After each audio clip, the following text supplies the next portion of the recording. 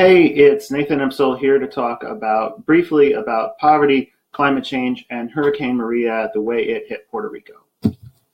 Pope Francis has famously said that environmental problems, especially and above all climate change, disproportionately impact the poor.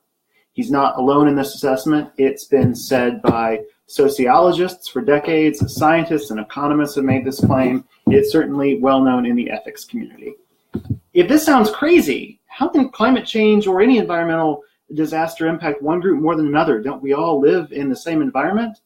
Remember, the poor have weaker infrastructure. They live in more vulnerable locations like lower elevations that are more prone to hurricanes and floods, which, as scientist Michael Mann said about Harvey, are made bigger because of climate change. They live in drier areas that are more prone to drought, made worse by climate change. Also, the rich countries tend to ignore the poor, so they can't afford to rebuild or prepare the same way for these big disasters and environmental problems.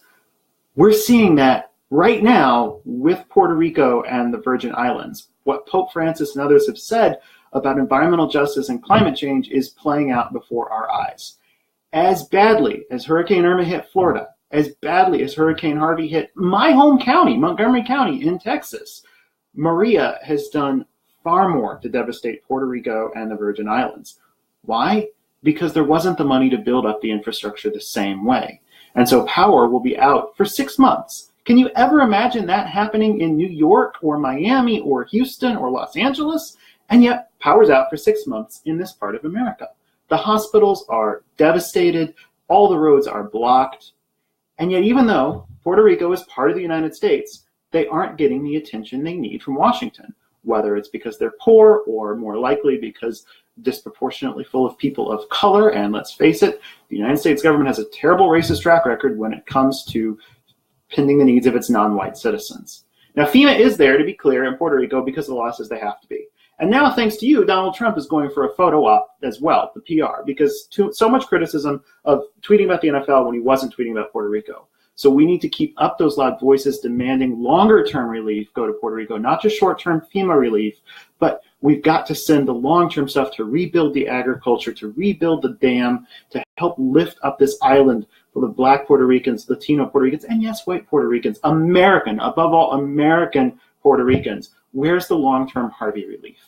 So, and where's the Irma-style press? You know, Trump's photo op is not enough. This is America. Let's treat it like America. So, call Congress. I've put the number for the Capitol switchboard in the doobly-doo in the caption. You can look up your own senators and congressmen directly. Yesterday, I called the 2 senators and congresswomen that represent Yale, where I'm currently temporarily living. They're all Democrats. And I called 1 senator and 1 congressman who represent Idaho, where I'm from, where my family lives, my permanent address. They're all Republicans. So I'm going to call the other senator now, and I encourage you to make a very similar call. Now, this man is named James Risch. Because of course it's a man. I mean, there are only, 20 women out of 100 senators? I should put it on speaker. Office of U.S. Senator Risch, this is Katie. Hi, Katie. This is Nathan Impsel. I'm in Coeur d'Alene calling with a comment for the senator. Yes, give me 1 second to pull up your account really quick. Sure thing. Looks like we have an address for you at 2387 East Lookout Drive. That is correct. That's correct. Okay, excellent. What message can I pass along to the senator for you? I just wanted to say that my heart has been absolutely breaking seeing all the images of the hospitals in Puerto Rico that are, starting to lose backup generator power. These terrible stories of this island being without power for 6 months. I know FEMA's there. I know the president's getting his photo op now, but where's the long-term Harvey-style relief? This is America. If Boise or Coeur d'Alene or New York or LA was without power for 6 months, there'd be a lot more outrage and a lot more funding like we had for Sandy and Harvey.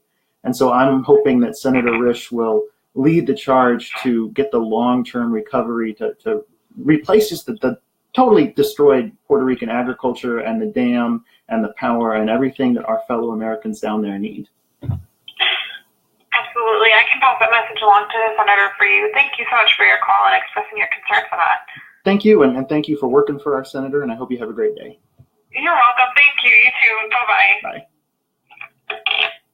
Oh, let's see. How long did that take?